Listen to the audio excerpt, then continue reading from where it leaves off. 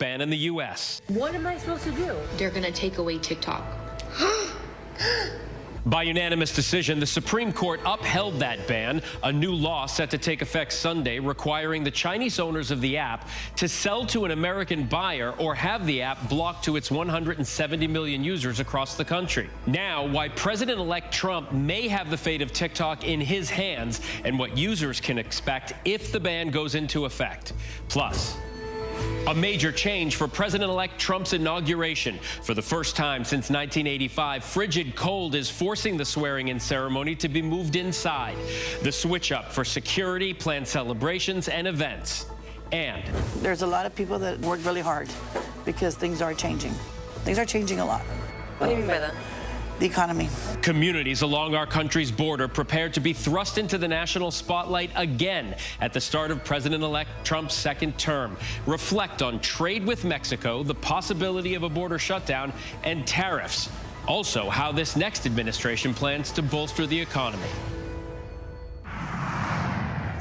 Good evening. I'm Phil Lipoff in tonight for Linsey Davis. Thanks so much for streaming with us. We are following breaking news at this hour, the hostages and that long-awaited ceasefire deal.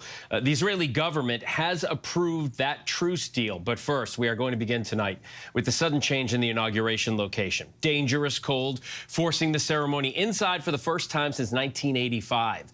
So tonight, after months of preparation, crews are racing to prepare now the Capitol Rotunda for what will be a much smaller event. The forecast calling for the coldest inauguration day in 40 years, 23 degrees, the wind chill making it feel like 7. Flags, seats, and the staging area were already set up for Monday's ceremony. The vast majority of ticketed guests will no longer be able to attend. Members of the House were told today to tell their constituents to keep their tickets as souvenirs, as they will not be able to attend the smaller ceremony. President-elect Trump saying, quote, "This will be a very beautiful experience for all and especially for the large TV audience." So when will this dangerous cold arrive and what security concerns are there with moving locations at the 11th hour? Our team is standing by. We are going to begin with senior political correspondent Rachel Scott reporting from Capitol Hill. Tonight, citing an Arctic blast sweeping the country, President-elect Donald Trump announcing he's moving Monday's inauguration indoors. "I don't want to see people hurt or injured in any way," Trump writing on Truth Social. "Therefore, I have ordered the inauguration address, in addition to prayers and other speeches, to be delivered in the United States Capitol Rotunda." Workers now already hard at work building the new stage. The last indoor inauguration 40 years ago in 1985. So help me God. Congratulations, sir.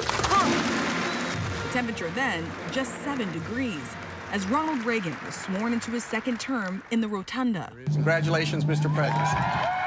The coldest inauguration since then, 2009, when Barack Obama stood outside to take the oath in 28-degree weather. Monday's forecast high for Washington is 23 degrees. Tonight, a rush to reimagine the day's festivities. While the massive outdoor platform could seat more than 1,000, the Rotunda will only be able to hold several hundred guests. Tonight, the Joint Congressional Inaugural Committee acknowledging the vast majority of ticketed guests will not be able to attend the ceremonies in person. Among those who will be allowed in, people with tickets for the presidential platform and members of Congress. Another major change, there will no longer be an inaugural parade down Pennsylvania Avenue. Instead, after his swearing in, Trump will travel to the nearby Capital One Arena to hold a celebration event there. This will be a very beautiful experience for all, promises the president-elect. Everyone will be safe. Everyone will be happy.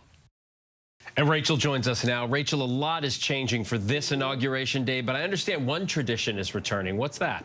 Yeah, one tradition is coming back this inauguration day, and that is President-elect Donald Trump visiting the White House to meet with President Biden for tea. Of course, the two met right after the election just weeks ago inside of the Oval Office.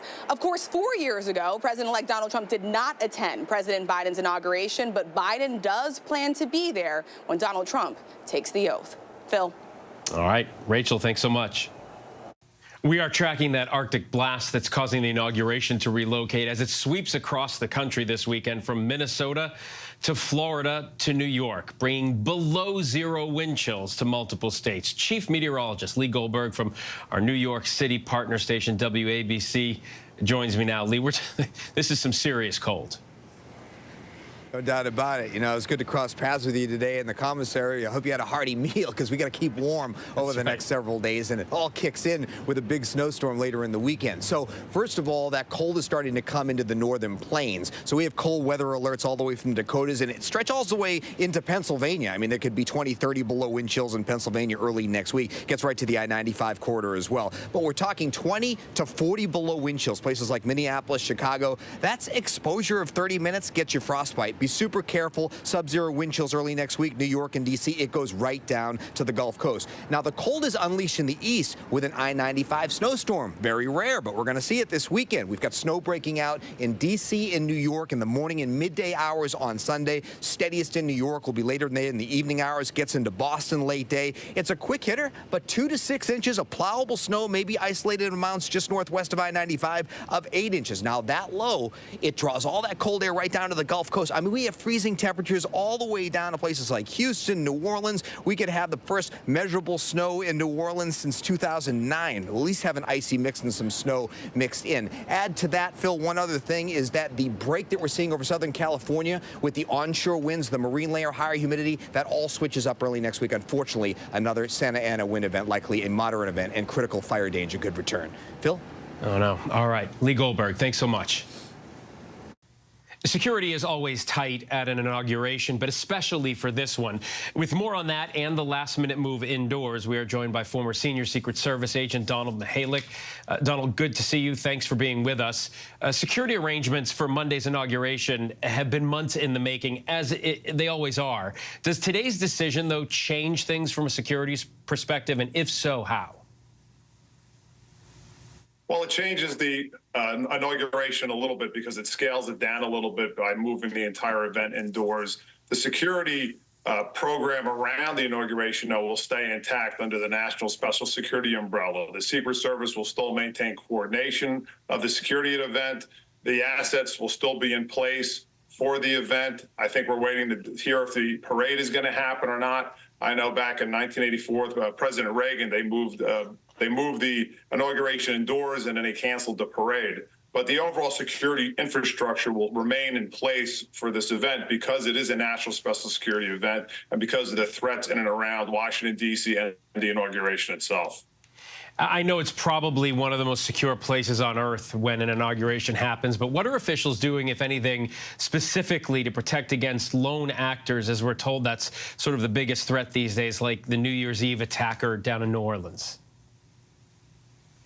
Yeah, let's face it, there's a lot of concern after New Orleans and Las Vegas. There's a lot of intelligence out there about lone wolf actors, which are very hard to predict or to mitigate. But that's why the Secret Service and its partners use overlapping security measures, post standards, police presence, canine sweeps, aerial surveillance. I think they're going to have drone surveillance as well, roving patrols, enlisting the Department of Defense, roadblocks, road closures, controlling the traffic in and out of D.C. All that will be in place in order to make sure that the inauguration and D.C. and the people attending are all safe and to mitigate a potential lone wolf attacker. So that way, if something does happen, it happens on the exterior of the event. It doesn't get to where the main event is.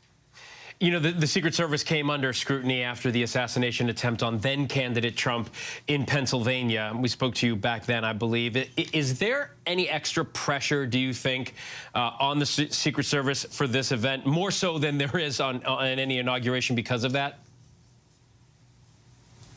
I don't think so. I mean, the Secret Service has been doing inaugurations for a long time. The book, so to speak, for an inauguration has been set. With this one, I think it was just a matter of the Secret Service looking through it, looking at the intelligence, working with its partners and enhancing the footprint and the infrastructure for the security of the event.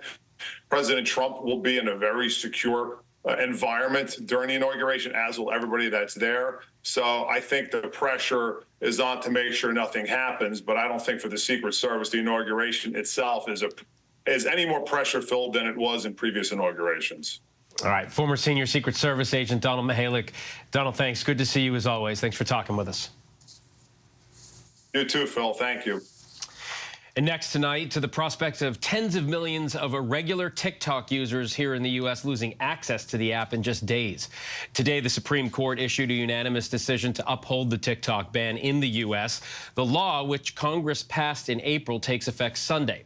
All 9 justices rejected TikTok's free speech argument, saying foreign companies don't have First Amendment rights in the U.S. Tara Moran reports from the Supreme Court.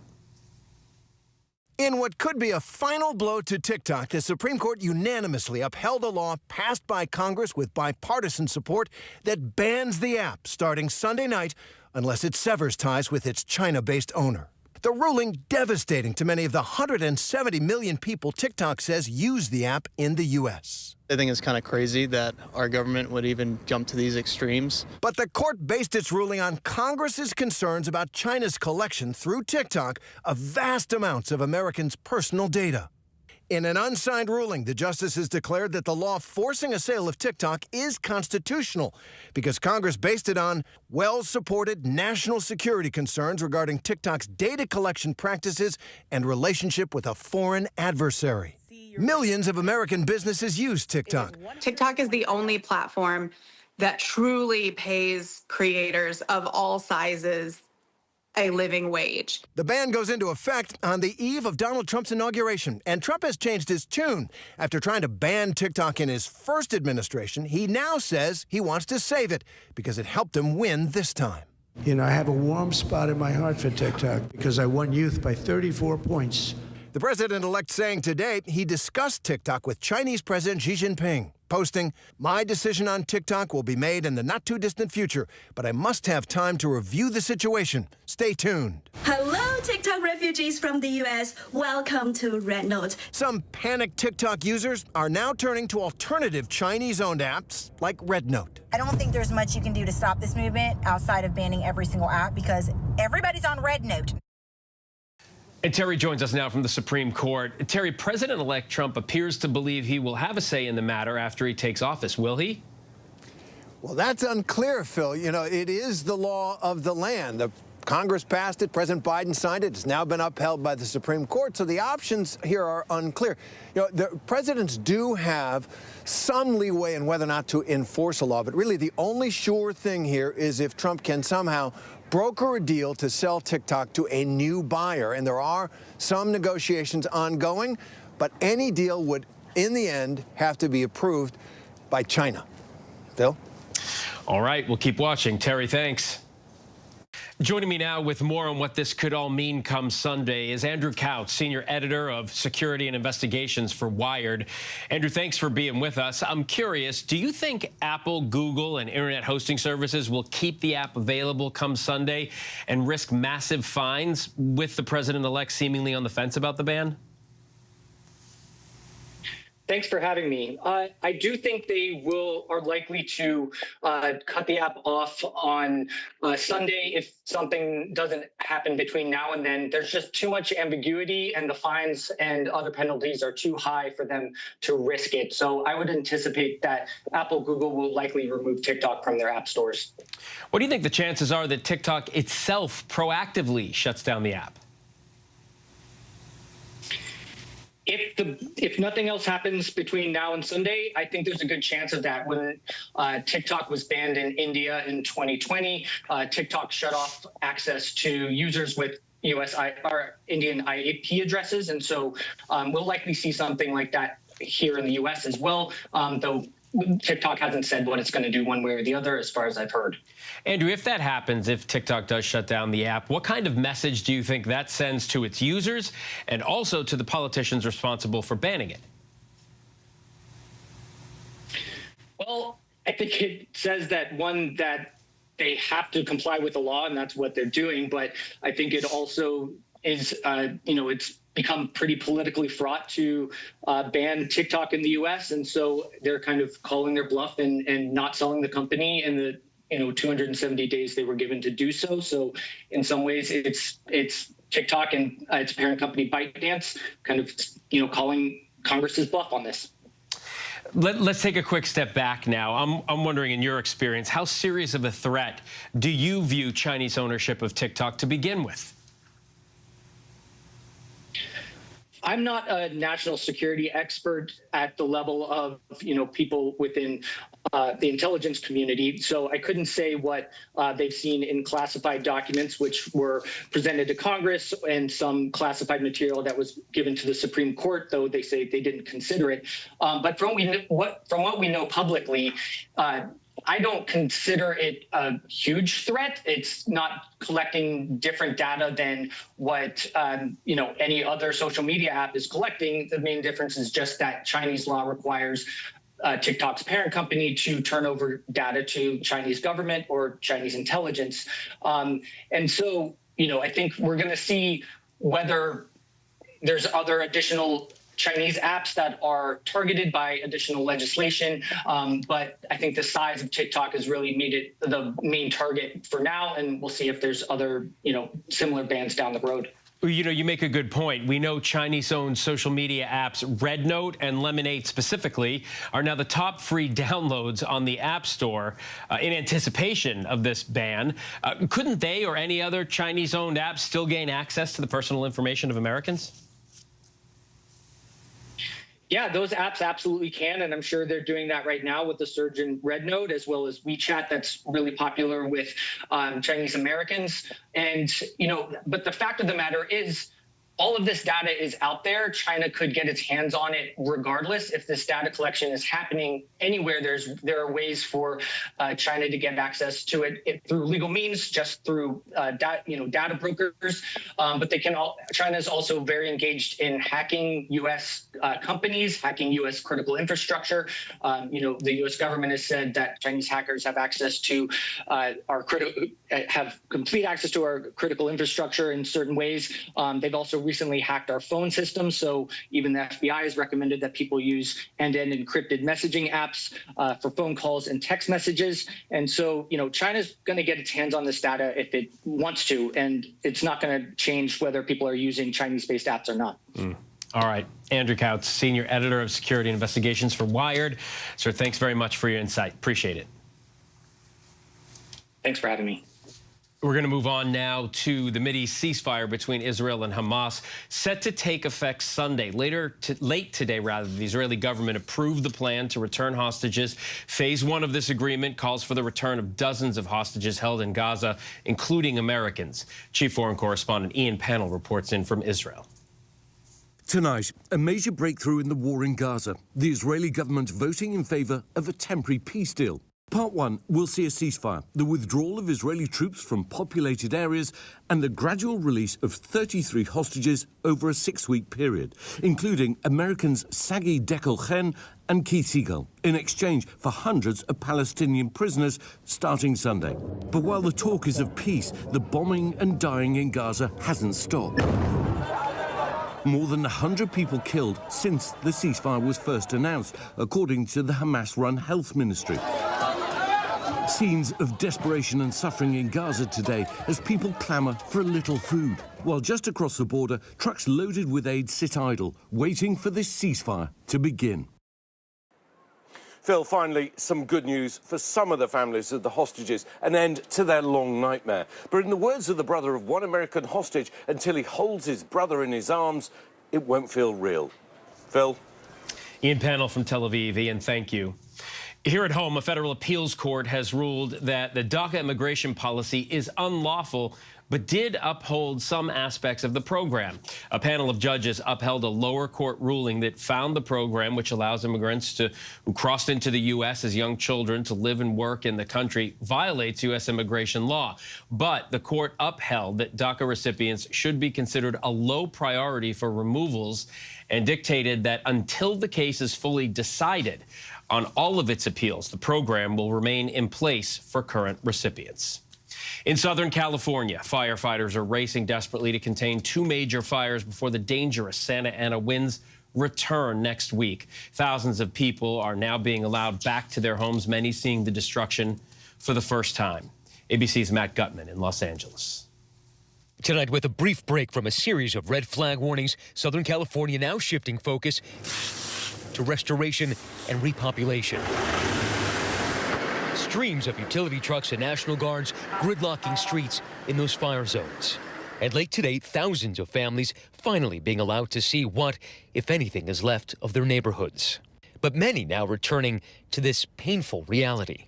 What you're seeing down there was the home that belonged to the Bailey family for 3 generations, and beyond, house after house, block after block, was the neighborhood that they lost. In fact, the expanse of the fire zone is so large that it takes 15 minutes to go from one end to the other by car.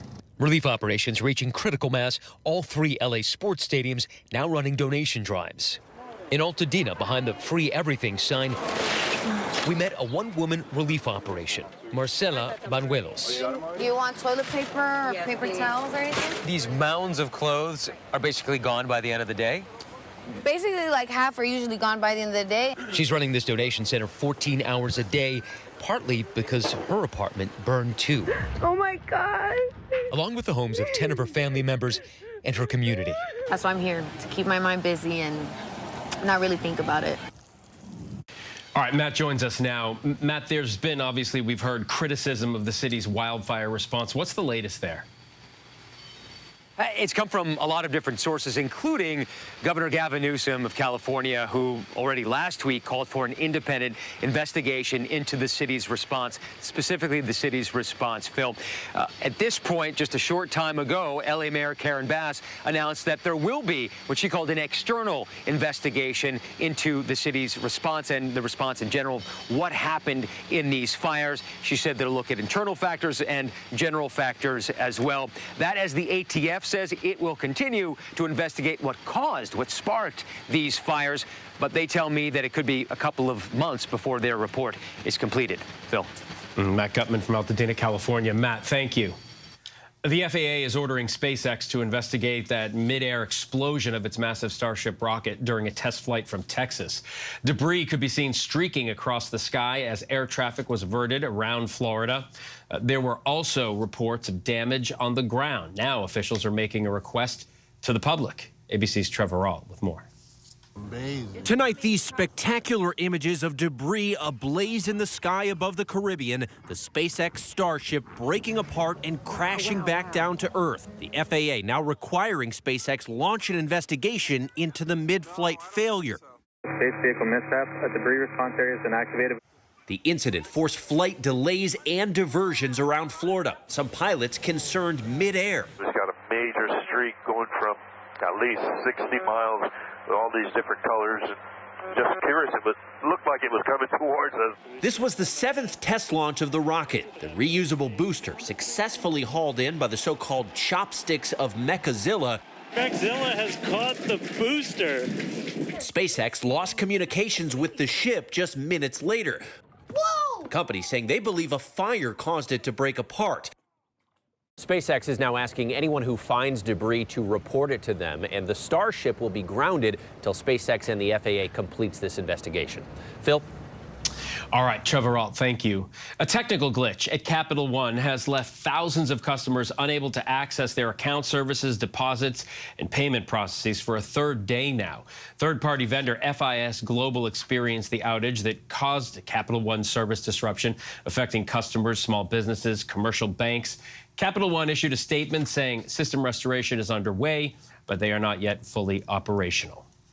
Still much more to get to here tonight on Prime. Medicare is setting its sights now on a new list of common drugs for price negotiations. But next, our Maria Villarreal is in South Texas talking with those living closest to the U.S.-Mexico border about what tariffs or a border shutdown would mean for them. You see that? Oh yeah, you have it runs a full gamut here. Yeah, and yeah, you do. It's like a Swiss watch. For the record, your name is Xavier Collins. Yes. You have 2 children. Yes. When was the last time you saw Cal Bradford alive? Agent Collins, have a seat. I walked the president to his room at 2204. When did you discover the body? At 8:01, that's when I found him lying next to his bed. Did you kill him? No. Is a part of you happy that Cal is dead?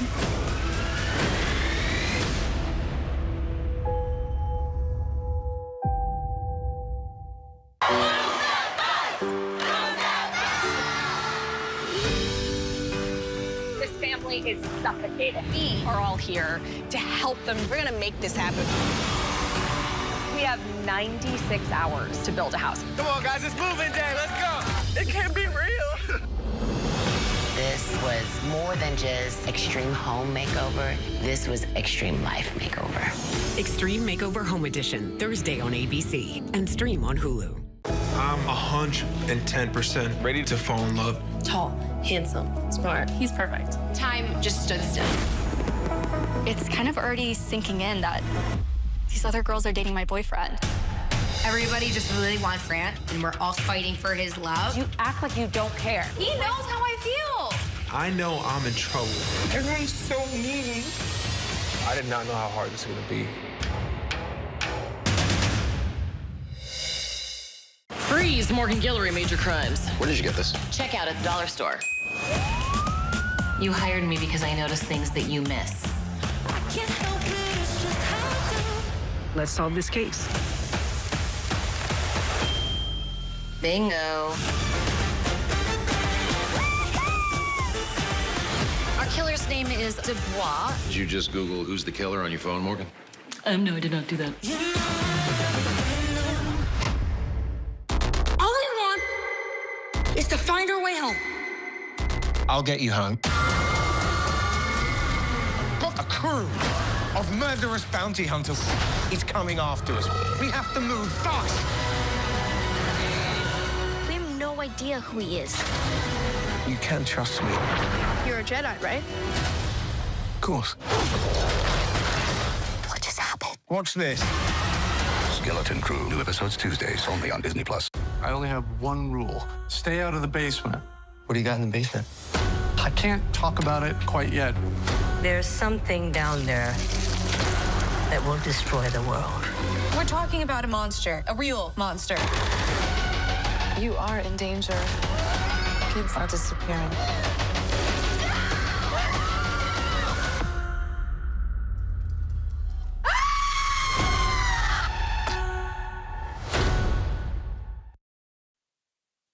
Welcome back. In South Texas, U.S.-Mexico trade isn't just a political issue. The border means crucial jobs in a county where a third of the population lives in poverty. Our Maria Villarreal traveled there to find out what tariffs or a border shutdown could mean for the people there. It's a small little town where everybody knows each other. It's really a nice place to live, and the taxes are cheap. Texas Cafe is a historical landmark. They nominated our restaurant for something called Texas Treasure. Basically what it is they honor businesses that have been in existence for 50 years or more with the same owners and in the same location. A Tex-Mex restaurant less than a mile from the Mexican border that's been serving Rio Grande City for 85 years. I'm trying to get everything organized for an event that we have tonight. The American dream for Becky Garza's grandfather, who came here from Mexico almost a century ago. My grandfather used to work at the fort, at the mess hall. They used to call them the cooks, the chefs, and he did that for many years. And then he opened the restaurant here. He rented this place. It was rent to own. I think it was like maybe $1.25 a month or something like that. Wow. We found the records. That is why we became the Texas Treasure, actually. And finally, when he purchased it, there was no difference. You know, people, I think what makes a business is the community, the camaraderie of the people in the community working together. I don't know. That was back in 1939. It was what, a little bit after the Depression? Yeah. This is the kind of place where the latest news and town gossip unfolds between sips of coffee and spoonfuls of pozole. Becky knows almost everyone that walks through the door, floating between her role as a boss and confidant. There's a lot of people that work really hard because things are changing. Things are changing a lot. What do you mean by that? The economy. The economy is just driving, I think, everybody crazy. I buy a box of eggs. So I think it's 15 dozens, and they used to be. And I used to complain, my dad, when they would go up to like $10. Now they're $20 a box. This community is one of just 2 big cities in Stark County, a small county of less than 75,000 people. Here, immigration is important, but it's not the biggest issue. I want to get together with friends. We have to go to the grocery store. We have to make our list. And yes, of course, the list is, of course, evident. We have to make one. But the list now is like shorter because we can't afford this one right now. We'll do it this next month and this kind of stuff. That's what I have to do at the restaurant, too. In a county where the median income is nearly $36,000 and about 33% of people live in poverty, it's not about red or blue. It's about survival. If things don't get better, I might have to either cut staff, cut hours. I'm going to start with cutting hours and then maybe cut the menu, to keep the place open. Because I don't want to lose my customers. I don't. Do you think everybody's making those hard decisions here? Yes, I think so. There's a lot of people making those kind of decisions. Maybe it's not the same decision that I'm making, but there's something else that's going to affect them in a different way. Rio Grande City is one of many border towns that relies on a healthy binational relationship with America's big economic neighbor to the south, Mexico. Case in point, the Camargo Bridge, one of the biggest lifelines running through this town. It's a privately owned port of entry facilitating hundreds of millions of dollars in trade with Mexico every year, attracting more businesses and jobs to the region. And it's really a bridge that puts two different economies in lockstep with each other. We can't work without the Mexican government, and they can't work without the U.S. government. A few months ago, a bipartisan group of politicians came together to sign new legislation allowing the Vail family to expand the port. You see that? Oh yeah, you have it runs a full gamut here. Yeah, and yeah, you do. It's like a Swiss watch. Yeah, so that's the one with the double, and they'll go back and get a double load then. Yes. And most bridges can't do that. No, but we designed for it. Yeah. We have 2 lanes right now, and we're authorized to have 14 lanes. Now we have 65 years to build the rest of the port out. But threats of tariffs or a border shutdown could severely impact this entire community. Still so many questions to be answered. Maria, thank you. Coming up next, father-daughter bonding time can be wonderful, but what happens when dad is behind bars?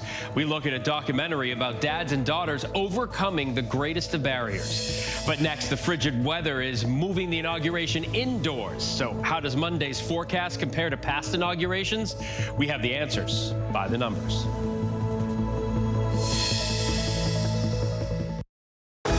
110% ready to fall in love. Tall, handsome, smart. He's perfect. Time just stood still.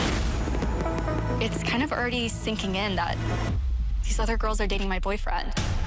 Everybody just really wants Grant, and we're all fighting for his love. You act like you don't care. He knows how I feel. I know I'm in trouble. Everyone's so mean. I did not know how hard this was going to be. The news never stops. From Tampa, we are here tonight as Hurricane Milton has just made landfall. The surge just keeps coming up. Right on the border between Ukraine and Russia. We're in artillery position about 2 miles away from Gaza. And ABC News Live is right there everywhere. We're not far from where this rally took place, so just stick with us here. Traveling with the president to the U.S.-Mexico border. Here in London today. Off the coast of Gaza. Downtown Tel Aviv, rockets or missiles coming in. From the most devastating disaster in Hawaii. Some areas are still smoldering. Wherever the story. From the front lines, the ruins of Rafah. From the FBI. Reporting from Capitol Hill. In western Portugal. Outside of Mexico City. In Iceland. Let's go. Here in France. The eclipse across America. Just stunning. Unbelievable. Streaming live to you. Wherever the story is. Wherever the story is. We're going to take you there. You're streaming. ABC News Live. ABC News Live. You're streaming ABC News Live. ABC News Live. Streaming free everywhere because the news never stops. For the record, your name is Xavier Collins. Yes. You have 2 children. Yes. When was the last time you saw Cal Bradford alive? Agent Collins, have a seat. I walked the president to his room at 22:04. When did you discover the body? At 8:01, that's when I found him lying next to his bed. Did you kill him? No. Is a part of you happy that Cal is dead?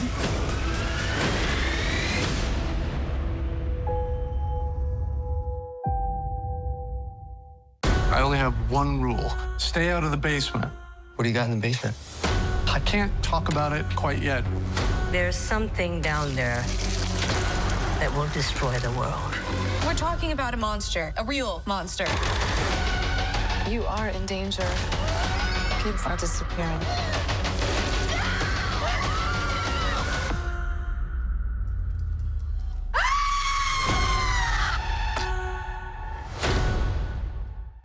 All we want is to find our way home. I'll get you home. Got a crew of murderous bounty hunters. He's coming after us. We have to move fast. We have no idea who he is. You can trust me. You're a Jedi, right? Of course. What just happened? Watch this. Skeleton Crew. New episodes Tuesdays, only on Disney+. The news never stops. We are here in Israel, a nation at war. Hurricane Helene screaming across the state. And that's why ABC News Live never stops. Taking you to the center of the story. As news breaks live. ABC News Live is there for you all morning live. Right there, as events unfold across the day, breaking down the day's top stories. ABC News Live Prime going there, wherever the story is. And ABC News Live lighting up the weekend. ABC News Live. Because the news never stops. Reporting from northern Israel, I'm Martha Raddatz. Wherever the story is, we'll take you there. You're streaming ABC News Live. Welcome back. As we mentioned earlier in the broadcast, Monday's inauguration will now be held indoors because of frigid temperatures.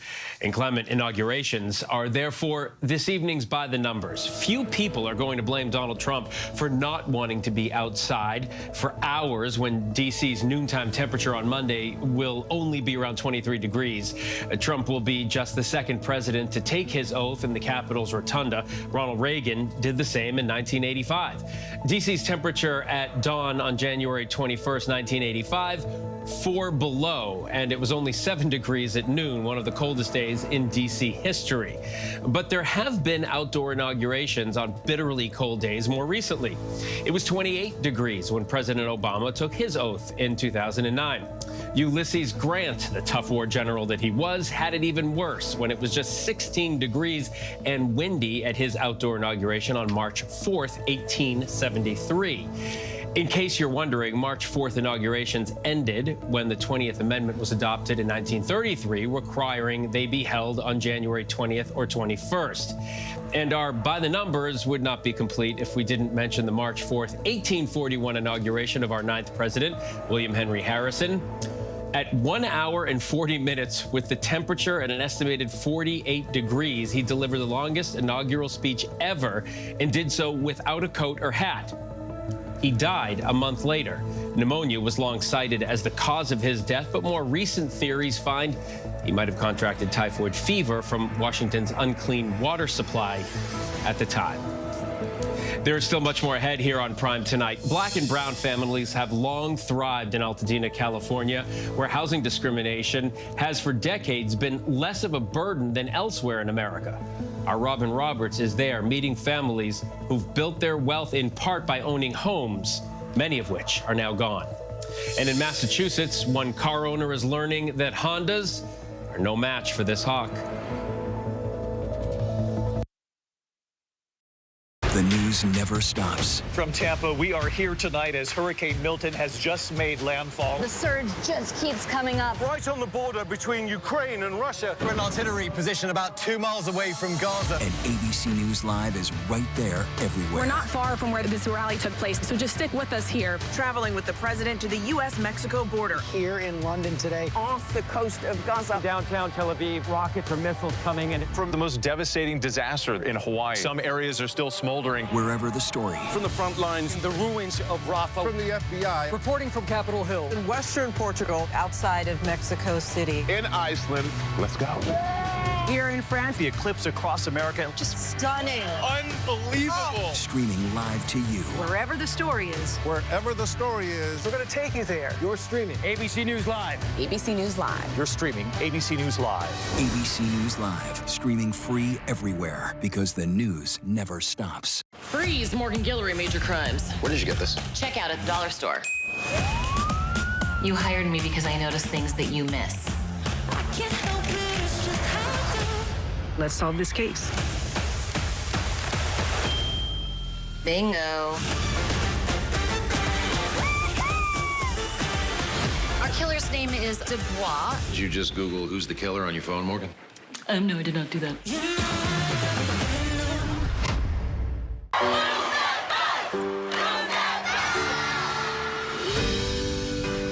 This family is suffocated. We are all here to help them. We're gonna make this happen. We have 96 hours to build a house. Come on, guys, it's moving day. Let's go. It can't be real. This was more than just extreme home makeover. This was extreme life makeover. Extreme Makeover Home Edition, Thursday on ABC and stream on Hulu.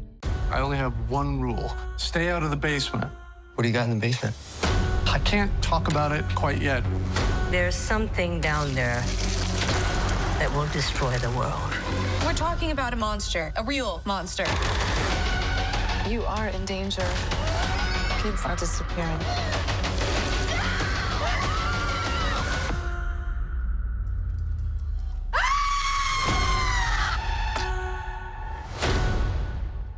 I'm 110% ready to fall in love. Tall, handsome, smart. He's perfect. Time just stood still. It's kind of already sinking in that these other girls are dating my boyfriend. Everybody just really wants Grant, and we're all fighting for his love. You act like you don't care. He knows how I feel. I know I'm in trouble. Everyone's so mean. I did not know how hard this was going to be.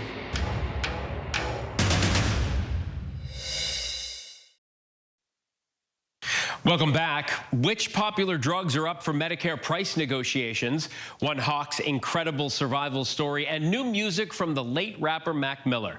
These stories and more in tonight's rundown.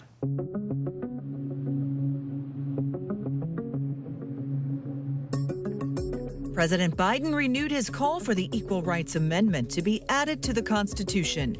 Biden said he agreed with the American Bar Association that the amendment cleared all the hurdles for certification when Virginia became the 38th state to ratify it, going on to say, quote, the 28th Amendment is the law of the land.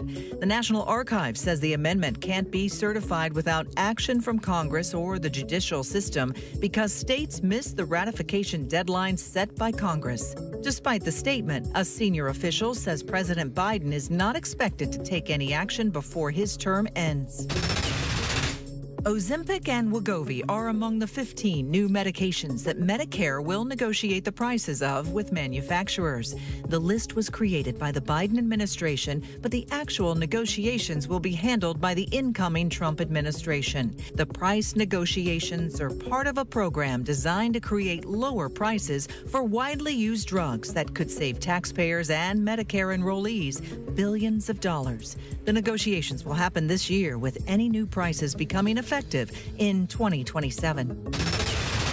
A new Department of Justice investigation accuses the Louisiana State Police of engaging in a pattern of excessive force, violating the Constitution's Fourth Amendment. The report accused the LSP of using tasers in a, quote, unreasonable and unsafe manner, and using unreasonable force in response to minor offenses for people not posing a threat, among other issues. The investigation began in 2022, sparked by the deadly 2019 arrest of motorist Ronald Green. Governor Jeff Landry criticized the report, calling it an attempt to diminish the service and exceptionality of the state police.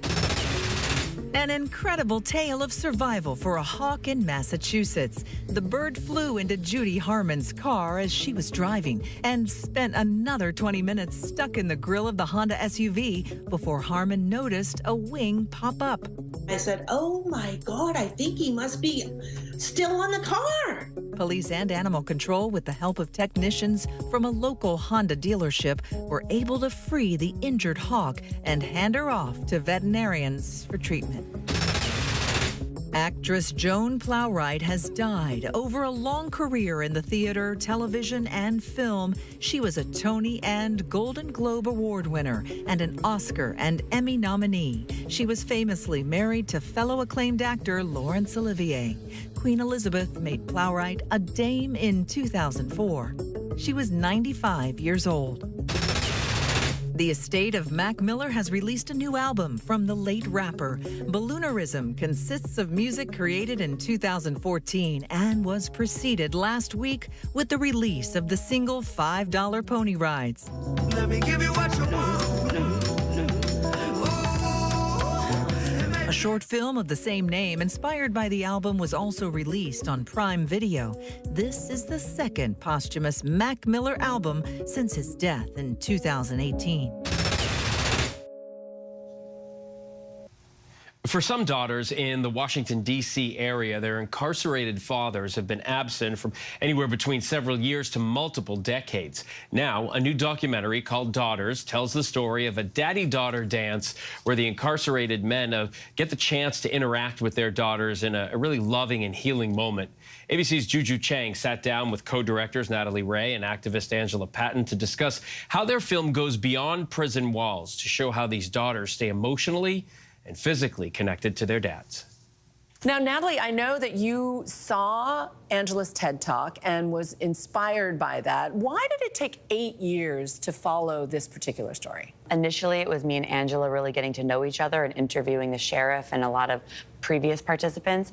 And then it took 3 years to get the green light to actually bring cameras into a jail. So that was a big hurdle. And then the film is about a coming-of-age relationship with these fathers and daughters. So it wasn't just about going in for this heightened dance moment. It was really about being with the girls and fathers long-term and seeing what that one day of connection does to their relationships as they grow up. It's a profound impact. Yes. Let's take a quick look at the documentary. Our daddies are our mirrors that we reflect back on when we decide about what type of man we deserve and how they see us for the rest of our lives. I knew that girls needed a way to connect with their fathers.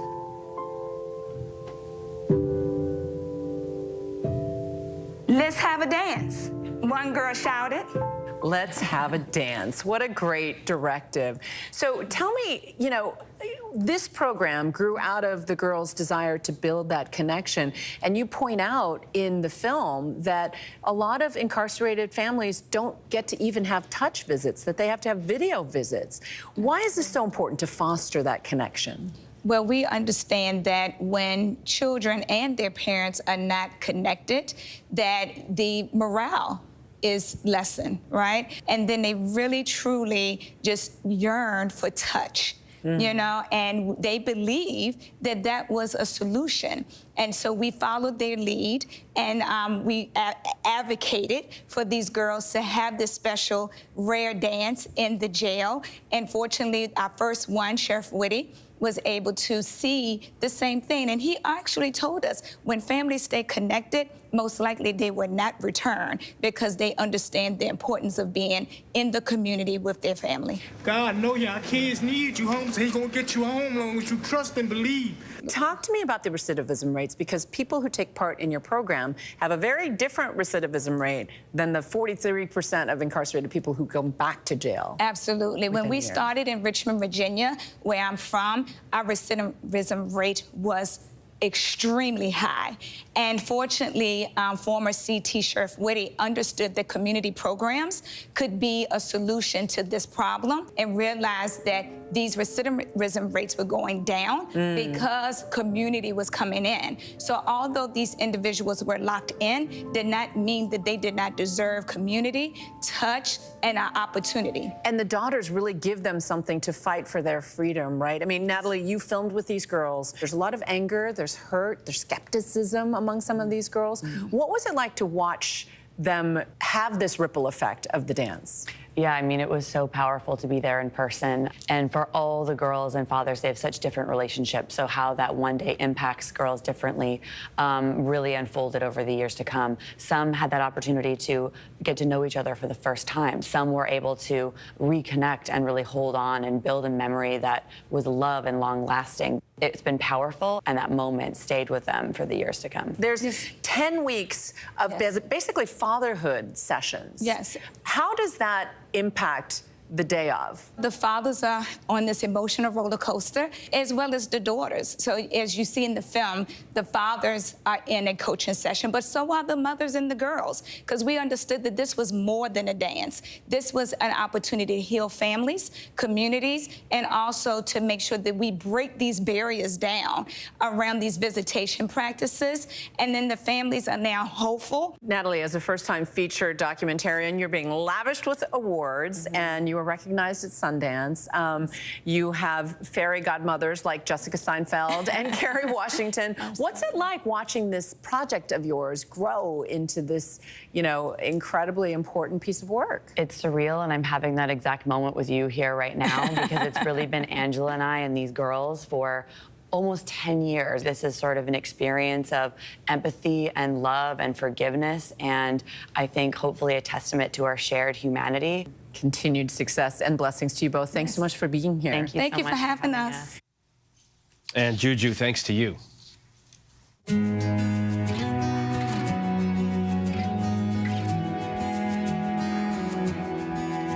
Several communities have been completely leveled by the devastating California wildfires, including Altadena, a special place and a historic one as well. It was one of the first areas in America where Black and brown people were allowed to buy real estate. Now, the homes and businesses that have been there for generations are gone. Robin Roberts has more.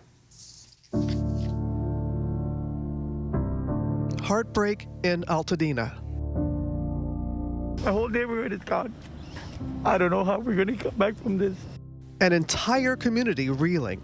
To see our city burn down to the ground, pretty much, it's painful. It all started the evening of January 7th as powerful wind gusts, 70 to 90 miles per hour, stoking a fire in Eaton Canyon into an inferno. So strong, it couldn't be contained. Over 7,000 structures destroyed, at least 14,000 acres burned, and 16 lives lost. Before the catastrophe, Altadena, home to 42,000 people, known for its picturesque landscape, tucked into the foothills of the San Gabriel Mountains, now forever changed. The community of Altadena is the individual heartbeats of everyone that's lived here. This town is the most diverse town in LA County. A town where generations of Black and brown families put down roots. Altadena Town Council Chair Victoria Knapp says she's committed to ensuring the town's diversity and rich history live on. I feel like my role is to ensure that the Black families, the legacy families, the generational families are protected. But it won't be easy. This is all that is left of Shalene Hearing's martial arts studio of 30 years. She watched her beloved business go up in flames on live TV. I wasn't sure if I had a studio or not. People from out of state, students that I've had in the years past, were calling me because they saw it and they were crying. That just made me realize that that was a building, but the building burned, not the spirits. This was a little mini shopping center. There was a pizza store right there. At 83 years old, longtime Altadena resident Walt Butler losing everything except his irresistible spirit. I'm a guy with everything to nothing. I spent my whole life helping people, and I didn't think it would happen to me, but it did. His emotional story shared by Big Talk, bringing in donations and raising awareness of the historic community. This is what's unique about Altadena. We liked each other because we see each other almost every day. Walt standing in the spot where his home once stood.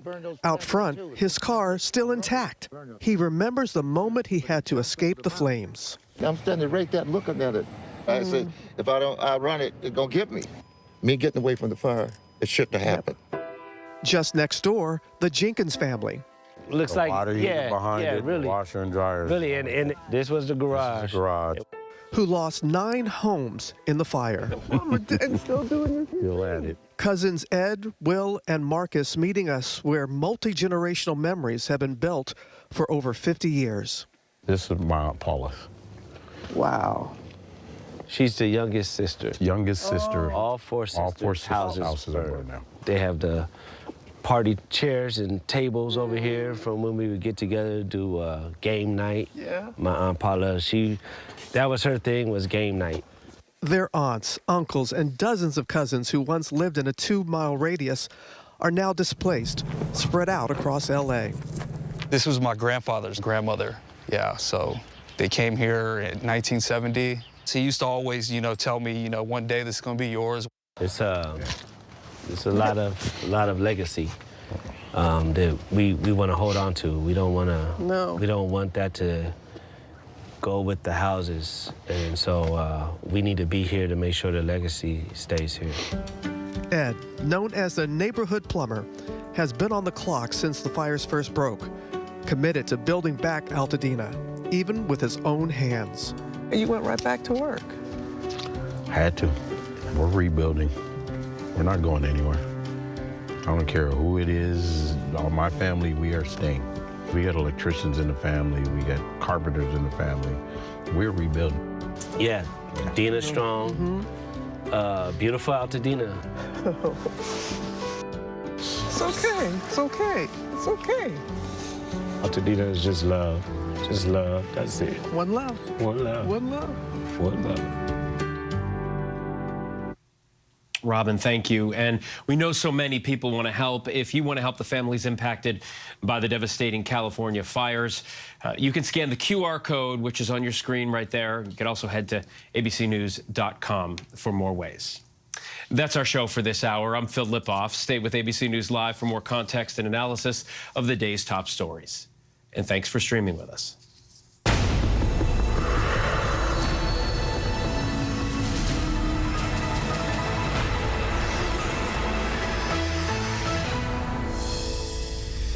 And coming up in the next hour, attention sports fans, get ready. Legendary sportscaster Dick Vitale back in the announcer's booth. But first, just days before inauguration, the big changes to the ceremony are announced.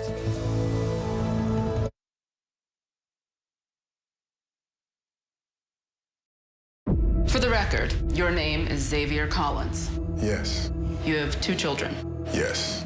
When was the last time you saw Cal Bradford alive? Agent Collins, have a seat. I walked the president to his room at 2204. When did you discover the body? At 8:01, that's when I found him lying next to his bed. Did you kill him? No. Is a part of you happy that Cal is dead?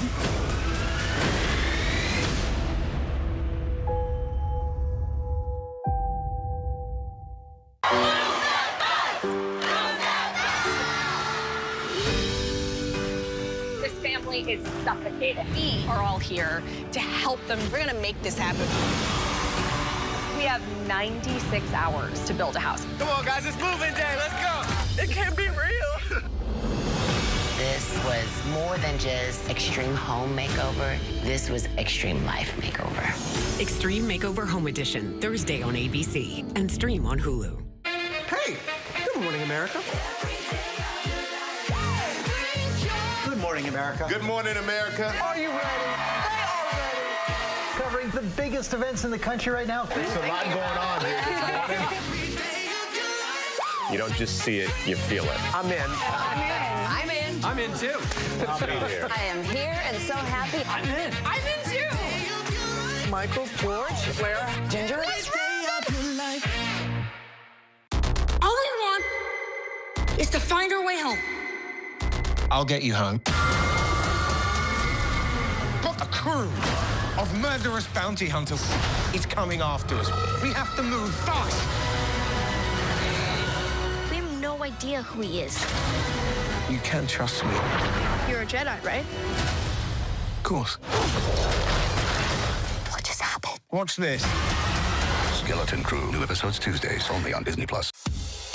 The news never stops. We are here in Israel, a nation at war. We heard what appeared to be gunfire. The former president rushed off the stage. Hurricane Helene ravaging the coastline of Florida. It's moving really fast, screaming across the state. And that's why ABC News Live never stops. Taking you to the center of the story. As news breaks live. We hear the small arms fire around us. We're right on the border between Ukraine and Russia. ABC News Live is there for you at the start of your day all morning live. ABC News Live, right there, as events unfold across the day. ABC News Live, breaking down the day's top stories. Lyle and Eric Menendez, there is new evidence in this case. ABC News Live Prime going there, wherever the story is. Are you going to build it back up? And ABC News Live lighting up the weekends. With breaking news and all the latest pop headlines. Happy Oscars Sunday. A lot to watch for tonight. ABC News Live. Because the news never stops. I'm Robin Roberts in Southern California, covering those devastating wildfires. Wherever the story is, we take you there. You are streaming ABC News Live. Good evening. I'm Phil Lipoff in tonight for Linsey Davis. Thanks so much for streaming with us. We are following breaking news on the hostages and that long-awaited ceasefire. The Israeli government tonight approving that truce deal. But first, the sudden change in the inauguration location. Dangerous cold forcing the ceremony inside for the first time since 1985. So tonight, after months of preparation, crews are racing to prepare the Capitol Rotunda for what will be a much smaller event. The forecast calling for the coldest inauguration day in 40 years. 23 degrees, wind chill making it feel like 7. Flags, seats, and the staging area were already set up for Monday's ceremony. The vast majority of ticketed guests will no longer be able to attend. Members of the House were told today to tell their constituents to keep their tickets as souvenirs, as they will not be able to attend the smaller ceremony. President-elect Trump saying this will be a very beautiful experience for all and especially for the large TV audience. So when will this dangerous cold arrive? Our team is standing by. We begin with senior political correspondent Rachel Scott reporting in from the Capitol. Tonight, citing an Arctic blast sweeping the country, President-elect Donald Trump announcing he's moving Monday's inauguration indoors. I don't want to see people hurt or injured in any way, Trump writing on Truth Social.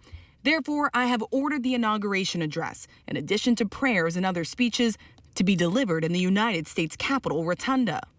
Workers now already hard at work building the new stage. The last indoor inauguration, 40 years ago in 1985. So help me God. Congratulations, sir. Temperature then, just 7 degrees, as Ronald Reagan was sworn into his second term in the Rotunda. Congratulations, Mr. President. The coldest inauguration since then, 2009, when Barack Obama stood outside to take the oath in 28-degree weather. Monday's forecast high for Washington is 23 degrees. Tonight, a rush to reimagine the day's festivities. While the massive outdoor platform could seat more than 1,000, the Rotunda will only be able to hold several hundred guests. Tonight, the Joint Congressional Inaugural Committee acknowledging the vast majority of ticketed guests will not be able to attend the ceremonies in person. Among those who will be allowed in, people with tickets for the presidential platform and members of Congress. Another major change, there will no longer be an inaugural parade down Pennsylvania Avenue. Instead, after his swearing in, Trump will travel to the nearby Capital One Arena to hold a celebration event there. This will be a very beautiful experience for all, promises the president-elect. Everyone will be safe. Everyone will be happy. All right, Rachel, thank you. We are tracking that Arctic blast that's causing the inauguration to relocate as it sweeps across the country this weekend from Minnesota to Florida to New York, bringing below zero wind chills to multiple states. Chief meteorologist Lee Goldberg from our New York City partner station WABC joins me now. Lee, this is some serious cold. No doubt about it. You know, it's good to cross paths with you today in the commissary. I hope you had a hearty meal because we got to keep warm over the next several days, and it all kicks in with a big snowstorm later in the weekend. So first of all, that cold is starting to come into the northern plains. So we have cold weather alerts all the way from the Dakotas, and it stretches all the way into Pennsylvania. I mean, there could be 20, 30 below wind chills in Pennsylvania early next week. Gets right to the I-95 corridor as well. But we're talking 20 to 40 below wind chills, places like Minneapolis, Chicago. That's exposure of 30 minutes gets you frostbite. Be super careful. Sub-zero wind chills early next week. New York and D.C., it goes right down to the Gulf Coast. Now, the cold is unleashed in the east with an I-95 snowstorm. Very rare, but we're going to see it this weekend. We've got snow breaking out in D.C. and New York in the morning and midday hours on Sunday. Steadiest in New York will be later in the evening hours. Gets into Boston late day. It's a quick hitter, but 2 to 6 inches of plowable snow, maybe isolated amounts just northwest of I-95 of 8 inches. Now, that low, it draws all that cold air right down to the Gulf Coast. I mean, we have freezing temperatures all the way down to places like Houston, New Orleans. We could have the first measurable snow in New Orleans since 2009. We'll at least have an icy mix and some snow mixed in. Add to that, Phil, one other thing is that the break that we're seeing over Southern California with the onshore winds, the marine layer, higher humidity, that all switches up early next week. Unfortunately, another Santa Ana wind event, likely a moderate event, and critical fire danger could return. Phil? Oh, no. All right. Lee Goldberg, thanks so much. Tens of millions of regular TikTok users here in the U.S. could lose access to the app in just days. Today, the Supreme Court issued a unanimous decision to uphold the TikTok ban in the U.S. The law, which Congress passed in April, takes effect Sunday. All 9 justices rejected TikTok's free speech argument, saying foreign companies don't have First Amendment rights in the U.S. Terry Moran reports from the Supreme Court. In what could be a final blow to TikTok, the Supreme Court unanimously upheld a law passed by Congress with bipartisan support that bans the app starting Sunday night unless it severs ties with its China-based owner. The ruling devastating to many of the 170 million people TikTok says use the app in the U.S. I think it's kind of crazy that our government would even jump to these extremes. But the court based its ruling on Congress's concerns about China's collection through TikTok of vast amounts of Americans' personal data.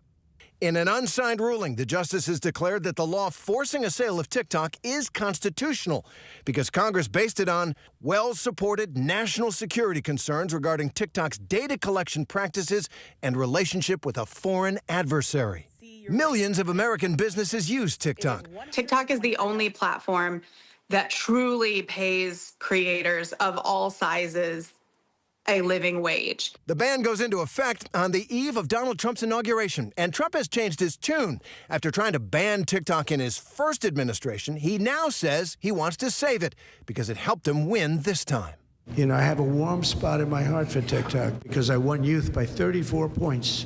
The president-elect saying today he discussed TikTok with Chinese President Xi Jinping, posting, "My decision on TikTok will be made in the not-too-distant future, but I must have time to review the situation. Stay tuned." Hello, TikTok refugees from the U.S. Welcome to Red Note. Some panicked TikTok users are now turning to alternative Chinese-owned apps like Red Note. I don't think there's much you can do to stop this movement outside of banning every single app because everybody's on Red Note.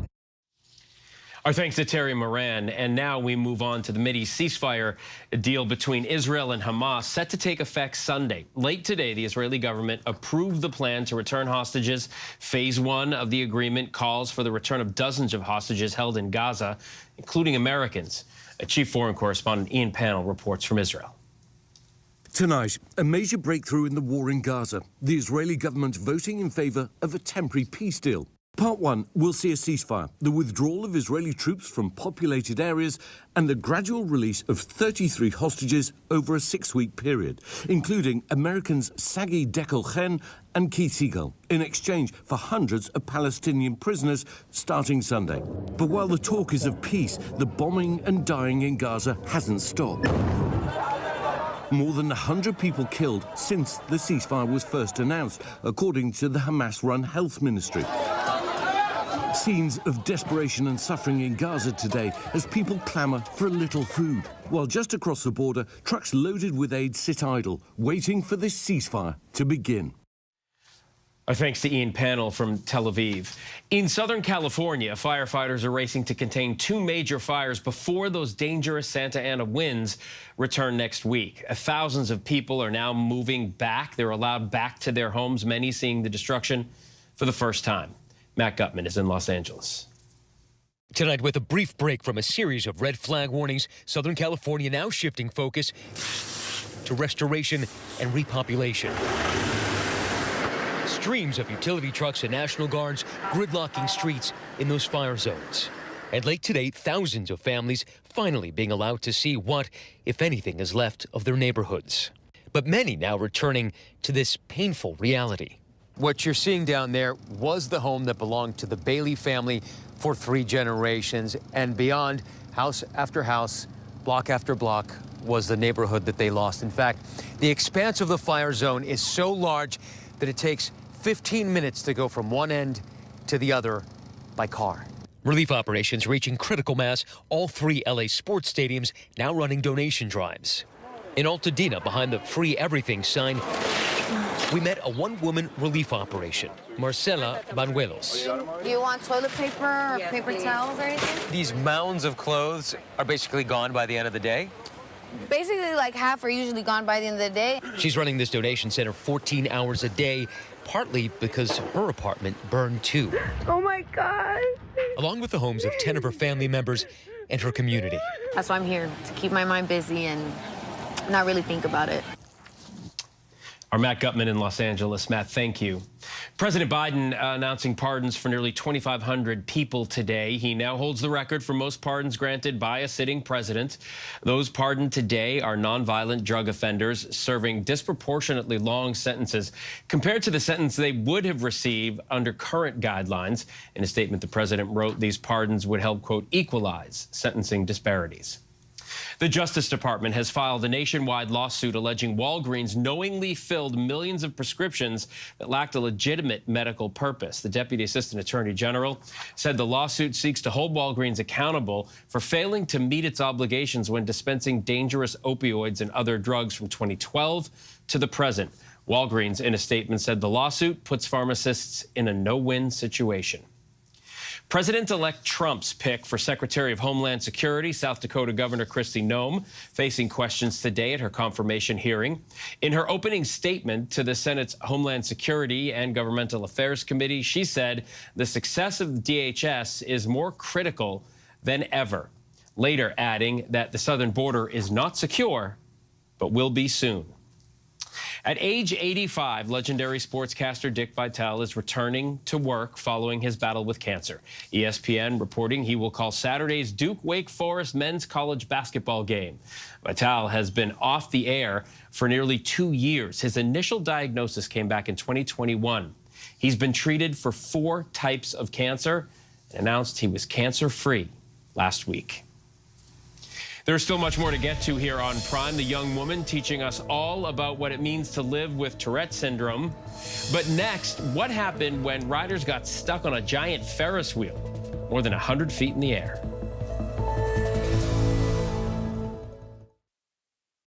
The news never stops. From Tampa, we are here tonight as Hurricane Milton has just made landfall. The surge just keeps coming up. Right on the border between Ukraine and Russia. We're in artillery position about 2 miles away from Gaza. And ABC News Live is right there everywhere. We're not far from where this rally took place, so just stick with us here. Traveling with the president to the U.S.-Mexico border. Here in London today. Off the coast of Gaza. Downtown Tel Aviv, rockets or missiles coming in. From the most devastating disaster in Hawaii. Some areas are still smoldering. Wherever the story. From the front lines, the ruins of Rafah. From the FBI. Reporting from Capitol Hill. In western Portugal. Outside of Mexico City. In Iceland.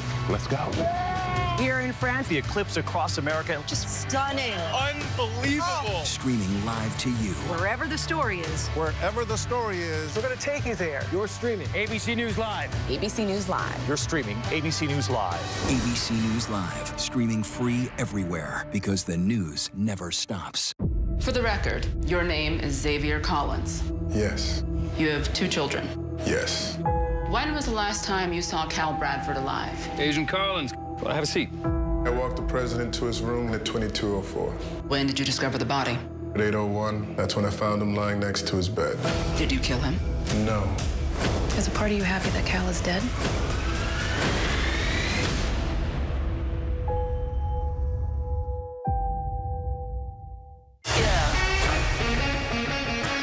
You know something serious about to happen. I have an idea.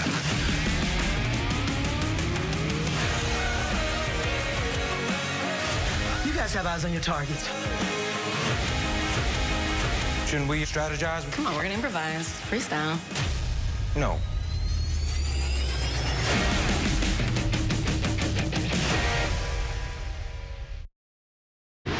Covering the political turmoil in South Korea, I'm Ian Pannell.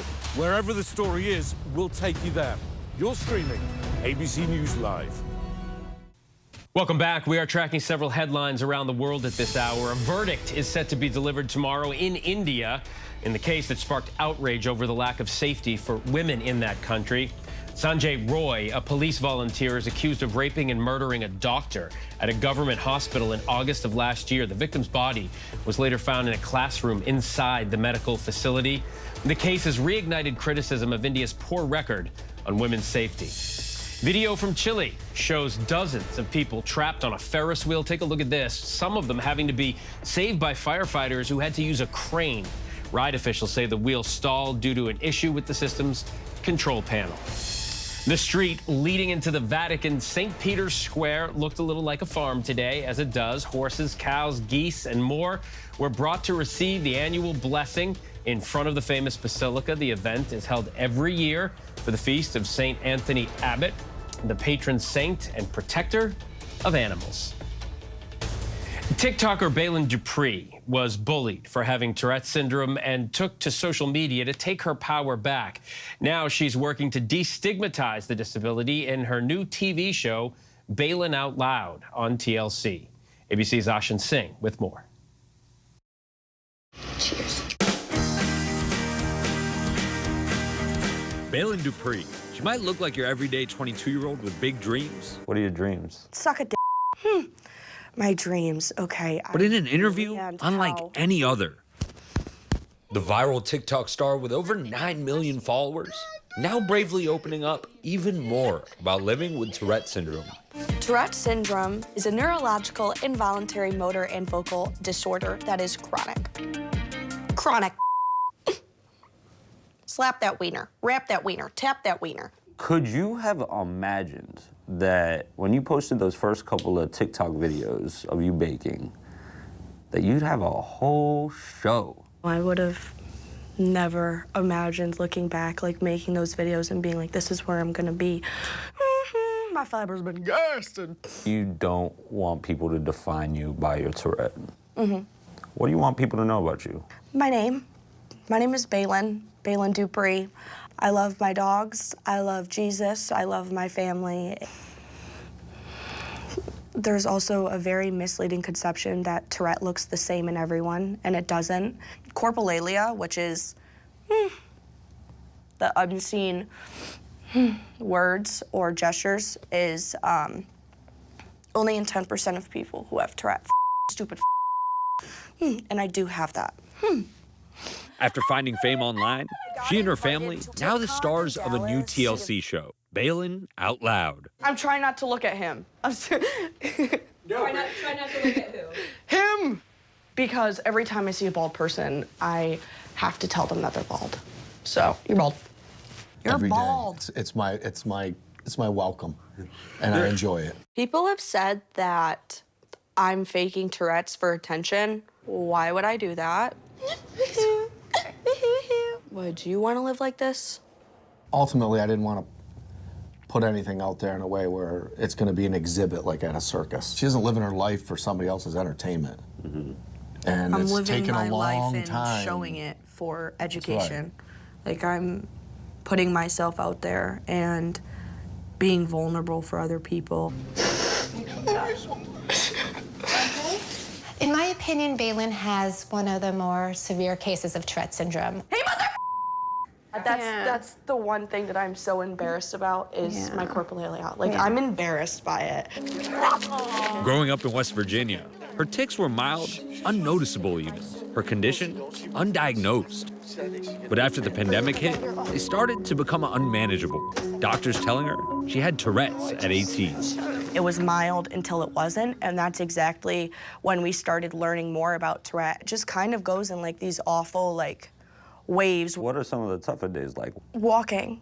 My legs lock up a lot. I have a lot of leg tics. It's hard to even brush my own teeth, do my makeup, like do everything in someone's daily day that someone usually doesn't think about. I am in consistent pain with my neck. Like, it's always like never healed. I have like a back brace a neck brace that I wear for like when I throw my head back. Mom, look at all the people in there. My ticks can come from anything. I have a gun. Maybe try to whisper it.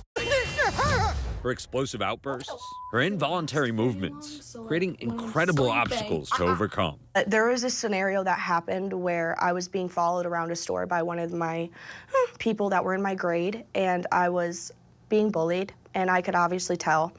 And I was afraid of myself. Like, I didn't like myself. I was in therapy so many days a week, like just trying to figure out why me. I can't even imagine how exhausting that kind of must feel for you. How do you, like, soothe yourself? Through God and taking care of myself in ways that I've learned how to do. So, for example, instead of screaming my tic in certain situations, I can whisper it, and it still gets out the urge that I have to tic. But Balin, now in her 20s, eventually finding her way to even dating. Her boyfriend Colin, now at her side. In the beginning, it was a little weird going out and having people stare at me. But Balin has the biggest heart, and I love her for her. Colin is my medicine. That's the best way I'm going to describe it. Tippy tippy top that wiener, tap the rotisserie chicken. Tippy tippy top that wiener, tap the rotisserie chicken. Tippy tippy top that wiener, tap the rotisserie chicken. They met on a dating app, sparking a relationship uniquely their own. He makes everything better. Every time I'm with him, my tics are better. I'm happier. He just is a great backbone.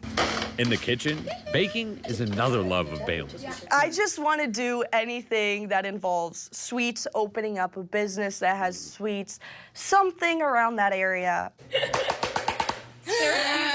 Yeah. But also not without its challenges. Oh, there it goes. I can do things in the kitchen. I kind of know, like, where my limits are. Like, I can't use the oven. Like, that's just a no. But with a little help in the kitchen, she's ready for her next adventure.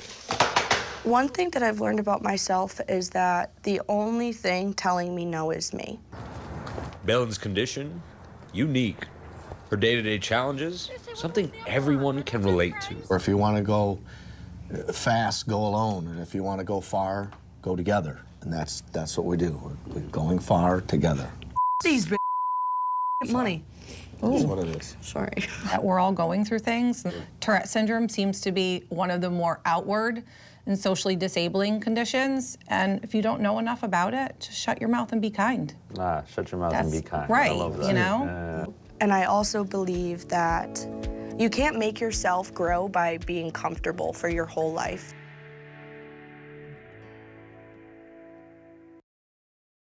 Very true and great advice, Ashan. Thank you for that.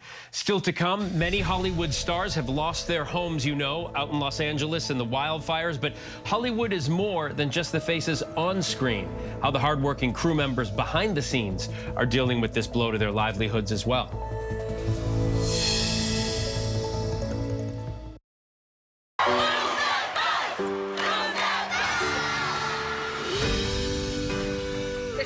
Is suffocating. We are all here to help them. We're gonna make this happen.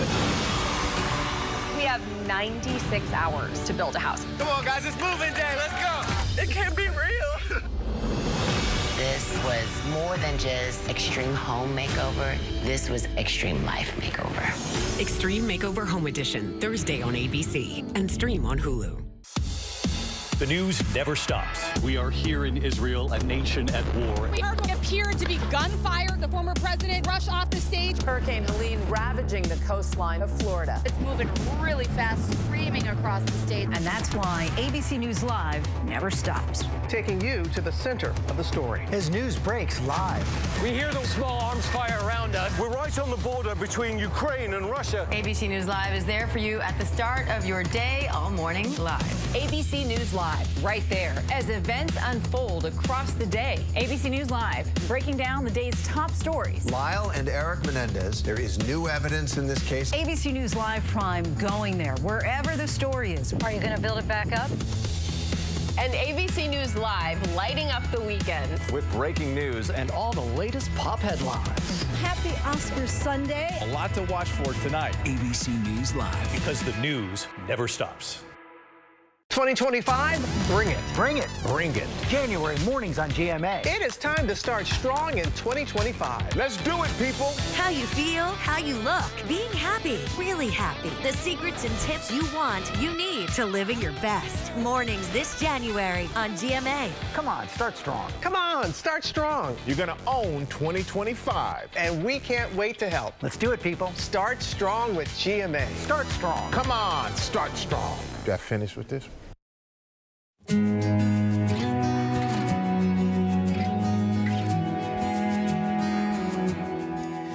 The fires that destroyed Altadena took aim at a vital part of the Hollywood community when it's most vulnerable. Not the faces you see on screen, but the names you see after the movies are over. Hardworking crew members. This latest blow to their livelihood is the most painful one yet. ABC's Chris Connolly with more. It looked to me like everything is gone. For 3 decades, a veteran prop master on features, TV shows, and commercials, and an armorer, Dutch Merrick and his wife, Sigma, moved to Altadena some 4 years ago. We're kind of out of the way of everything, and it just has a certain magic to it. And it's filled with our film people, too, and that spoke to us. And it's no more. A lot of love. A lot of love for the people that made it through this. The couple forced to flee as the Eaton fire claimed their beloved neighborhood and their dream home. I looked out of my bathroom window and I could see flames across the street. And it just didn't feel like I was coming back. I just started to say goodbye to the house. The devastation jeopardizing their already precarious livelihood. We, in the film business, have just had the wind knocked out of us again and again and again. It's like we're already on our back foot, and it just feels like another blow. Dutch's vital work is just one of the many behind-the-scenes middle-class jobs that keep Hollywood alive. We're talking about people who are camera operators, these are gaffers, these are electricians, hair and makeup artists, caterers. The fire is disrupting an industry that has seen years of relentless upheaval, first beginning with COVID, then back-to-back strikes. Stay alive till 25. That's a phrase I heard. What did that mean? I think people came up with that meme or that trope, stay alive till 25, because it's all going to come back, because it has to, right? And it hasn't. And now this fire, so many film people are affected. It was just like the last blow. The crew union IATSE hosting an event for a donation and resource center on behalf of fire victims in Burbank with a coalition of labor unions. It's really a beautiful industry to be a part of, but we do have to be resilient and we have to fight our way through a better time. Are you still hopeful that you and people like you can continue to work in Los Angeles? It's a fresh start. We have a clean slate, so I'm trying to find hope in that. I don't want to survive till 25. I want to thrive in 25. Chris, thank you. And if you want to help these families impacted by the devastating California wildfires, you can scan the QR code on your screen or head to abcnews.com for more. We know so many of you want to help, and they desperately need it. That's our show for this hour. I'm Phil Lipoff. Stay with ABC News Live for more context and analysis of the day's top stories. Thanks for streaming with us.